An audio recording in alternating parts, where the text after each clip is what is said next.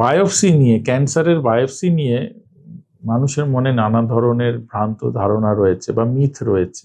অনেক রোগী আমাকে এসে বলেন বা তার পরিজনরা বলেন যে বায়োপসি করলে তো ক্যান্সার ছড়িয়ে যাবে। অনেকেই বলেন যে বায়োপসি হলো তারপরেই ক্যান্সার এত বেড়ে গেল, ছড়িয়ে গেল যে আর বাঁচানো গেল না। এটা কিন্তু সম্পূর্ণ ভুল ধারণা। এমনিটা হয় না। ক্যান্সার এমনিই বাড়ে। আপনি চিকিৎসা না করালে ক্যান্সার এমনিই বাড়ে, সেটা বায়োপসি করলেও বাড়বে, না করলেও বাড়বে। তো বায়োপসি নিয়ে যে ভ্রান্ত ধারণাটা রয়েছে এটা দূর করা জরুরি। তার কারণ সলিড ক্যান্সারের ক্ষেত্রে বায়োপসি কিন্তু আমাদের করতেই হবে। কেন করতে হবে?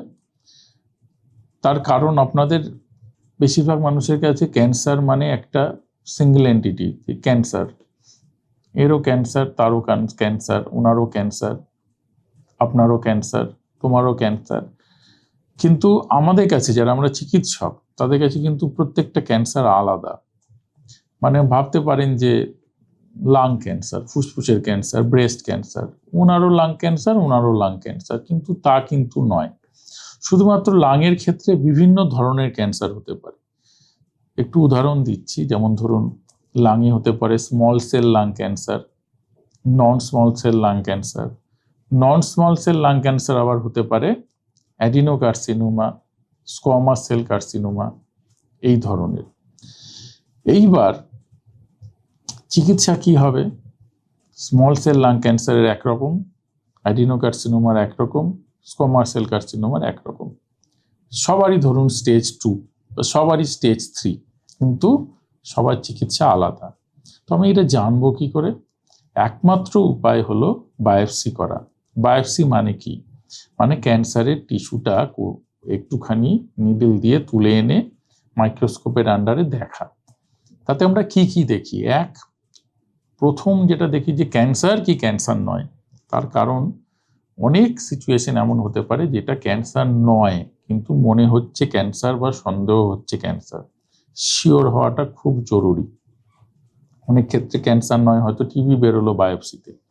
বায়োপসি করে শুধুমাত্র ক্যান্সারই যে ধরা পড়ে তা নয়, বায়োপসি করে নন ক্যান্সারাসও অনেক জিনিস ধরা পড়ে। যেমন ধরুন টিবিও ধরা পড়তে পারে, সার্কয়েডোসিস ধরা পড়তে পারে, কোনো ফাঙ্গাল ইনফেকশনও বায়োপসি করে ধরা পড়তে পারে।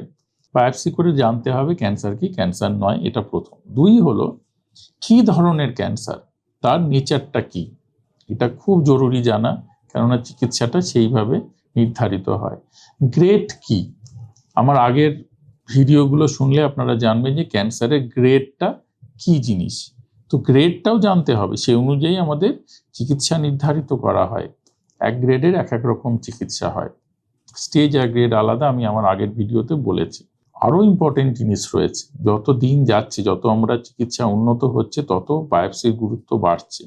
সেটা হলো মলিকুলার মার্কার। ধরুন ব্রেস্ট ক্যান্সার, সবার ব্রেস্ট ক্যান্সার অনেক ধরনের হয়, কিন্তু ধরলাম সবারই একই ধরনের ব্রেস্ট ক্যান্সার, সেটা হলো ইন্ট্রাডাক্টাল কার্সিনোমা, আইডিসি যেটাকে আমরা বলি। এবার সব আইডিসি কি সমান? না, তার কতগুলো মার্কার রয়েছে। Hormone receptor, HER2/neu receptor. Hormone receptor হলো ইস্ট্রোজেন রিসেপ্টর, প্রজেস্টেরন রিসেপ্টর এবং HER2/neu রিসেপ্টর। এবার যদি কারো পজিটিভ হয়, পজিটিভ হয়, HER2/neu নেগেটিভ হয়, সেম আইডিসি, এক ধরনের ব্রেস্ট ক্যান্সার, একরকম চিকিৎসা। কারো যদি নেগেটিভ হয়, HER2 পজিটিভ হয়, তার আর এক ধরনের চিকিৎসা। কারো যদি 3টেই নেগেটিভ হয়, তার আর এক ধরনের চিকিৎসা।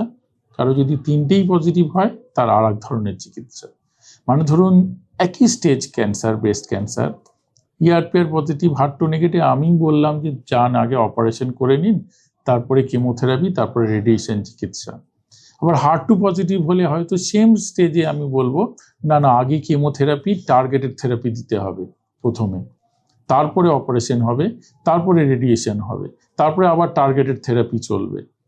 আবার হয়তো 3টেই নেগেটিভ, তাকে বললাম আগে কেমো দিন, তারপরে অপারেশন করুন, রেডিয়েশন দিন, এবং দরকার পড়লে আবার ওরাল কেমো দিতে হতে পারে। তাহলে বুঝতে পারছেন যে একই ব্রেস্ট ক্যান্সার, শুধুমাত্র এই মার্কারটার জন্য চিকিৎসা আলাদা হয়ে গিয়েছে। আমরা এটা জানবো কি করে? ওই বায়োপসি থেকে, ওই টিস্যুটার উপরে এই টেস্ট হবে। এছাড়া এখন আরো গুরুত্বপূর্ণ রয়েছে, সেটা হলো মলিকুলার আরো ধরনের মার্কার রয়েছে। যেমন ধরুন লাং ক্যান্সার, টার্গেটেড থেরাপি হয়, মানে ক্যান্সারটা যে পাথওয়ে দিয়ে বাড়ছে সেই পাথওয়ের কোন জায়গাতে চেঞ্জের ফলে বাড়ছে, কোনটা খারাপ জিন, যে জিনটা ক্যান্সারটা বাড়িয়ে চলেছে সেটাকে টার্গেট করে ট্রিটমেন্ট হয়, যেটাকে আমরা মলিকুলার টার্গেটস বলি। লাং ক্যান্সারের ক্ষেত্রে সেটা খুব জরুরি। ইজিএফআর, আল্ক, রস এগুলি টার্গেট। এগুলো আমরা জিন অ্যানালিসিস করে টিউমার টিস্যুর জানতে পারি। জিন অ্যানালিসিস করব কি করে? বায়োপসি করে টিস্যু নিয়ে তবে জিন অ্যানালিসিস করব। ইমিউনোথেরাপি আপনারা শুনে থাকবেন, ইমিউনোথেরাপি কাজ হবে কি হবে না, PDL1 মার্কার লাং ক্যান্সারের, সেটা অ্যানালিসিস করতে হবে, ওই টিস্যু থেকে অ্যানালিসিস করতে হবে। আগে ছিল শুধু স্টেজ 4 এর জন্য, এখন আর্লি স্টেজেও করতে হচ্ছে। ধরুন কোনো লাং ক্যান্সার, তার অপারেশন হবে, তার আগে বহু ক্ষেত্রে ইমিউনোথেরাপি দিতে হচ্ছে, তখন বায়োপসি করে কত কিছু জানলাম। দেখুন কি ধরনের ক্যান্সার, তার কোনো ইমিউনোথেরাপি কাজ হবে কিনা, টার্গেটেড থেরাপি কাজ হবে কিনা, তার কেমো আগে দিতে হবে কিনা না পরে দিতে হবে, এগুলো সব আমরা বায়োপসি থেকে জানতে পারলাম। কাজে বায়োপসি অত্যন্ত গুরুত্বপূর্ণ। মনে রাখবেন FNAC দিয়ে কিন্তু এসব জানা যায় না। FNAC হলো ফাইন নিডল অ্যাসপিরেশন সাইটোলজি, তাতে একটা সরু সূচ ঢুকিয়ে অল্প কয়েকটা সেল তুলে নেওয়া হয়, অল্প কয়েকটা, তার খালি বলতে পারে ক্যান্সার, খুব বেশি হলে বলতে পারে যেটা এই ধরনের ক্যান্সার। কিন্তু এসব মলিকুলার মার্কার, এসব হরমোন রিসেপ্টার যেগুলি দরকার সেগুলি পারে না। এই জন্য আমরা FNAC খুব রেয়ারলি করাই, FNAC আমরা করাই না ডায়াগনোসিসের জন্য, আমরা অলওয়েজ বায়োপসি করাই। বায়োপসি করলে ক্যান্সার ছড়ায় না, এটা সম্পূর্ণ ভুল ধারণা। বায়োপসি অত্যন্ত জরুরি একটা পরীক্ষা ক্যান্সার চিকিৎসার ক্ষেত্রে। দুই একটা ক্ষেত্রে আমরা বায়োপসি করি না, এক্ষেত্রে টিউমার ফেটে গিয়ে পেটের মধ্যে ছড়িয়ে যাওয়ার চান্স থাকে। যেমন ধরুন ওভারিয়ান ক্যান্সার, আপনাকে কোনো ক্যান্সার ডাক্তারবাবু কিন্তু বায়োপসি করতে বলবেন না আনলেস সেটা অলরেডি ছড়িয়ে গিয়েছে। সেক্ষেত্রে আমরা ইমেজিং এর উপরে, আল্ট্রাসাউন্ডের উপরে, সিটি স্ক্যানের উপর বেসিস করে সরাসরি অপারেশন করা হয়। কিডনি ক্যান্সার আমরা করি না সাধারণত, সরাসরি অপারেশন করা হয়, সরাসরি চিকিৎসা দেওয়া হয়।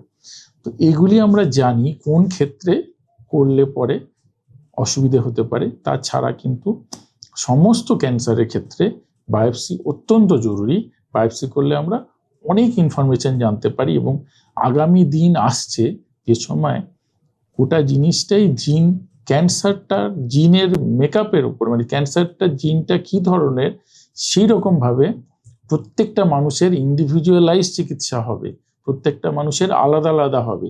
ক্যান্সার ভ্যাকসিন আপনারা শুনছেন কিভাবে করা হয়, ওই টিউমার কোষটাকে তুলে এনে সেই ডিএনএটা থেকে অ্যান্টিজেন তৈরি করা হয় mRNA টেকনোলজি দিয়ে, সেই অ্যান্টিজেন দিয়ে ভ্যাকসিন বানিয়ে শরীরে ঢোকানো হয়।